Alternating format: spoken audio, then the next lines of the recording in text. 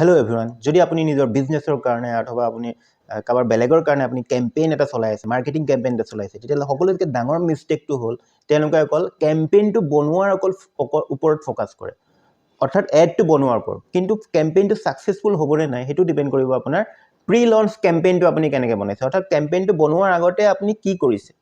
তাৰ ভিতৰত আহি গ'ল প্ৰথমটো হৈ গ'ল আপোনাৰ অডিয়েন্স ৰিচাৰ্চটো কেনেকৈ আপুনি কৰিব লাগিব, প্লাছ কম্পিটিশ্যন ৰিচাৰ্চ, কম্পিটিশ্যনত কেনেকুৱা ধৰণৰ কেম্পেইন চলিছে সেইটো চাব লাগিব, প্লাছ আপুনি এড কপিটো সেইটো হিচাপত ড্ৰাফ্ট কৰিব লাগিব, মাৰ্কেটিং মেছেজটো ড্ৰাফ্ট কৰিব লাগিব, সেইটো হিচাপত ভিডিঅ' স্ক্ৰিপ্টটো বনাব লাগিব, প্লাছ ভিডিঅ'টো শ্বুট কৰিব লাগিব, ভিডিঅ'টো এডিট কৰিব লাগিব, তাৰপিছত আপুনি এড কপিটো বনাব লাগিব, আৰু তাৰপিছত চবতকৈ ইম্পৰ্টেণ্ট হ'ল অফাৰ, কি অফাৰ দি পেলাই আপুনি লৈ যাব মাৰ্কেটিঙত মানুহৰ মাজত।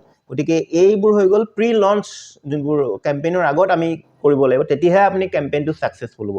গতিকে যিকোনো এটা কেম্পেইন বনোৱাৰ আগত নিজৰ বিজনেছৰ কাৰণে এই কথাটো আপুনি মনত ৰাখিব।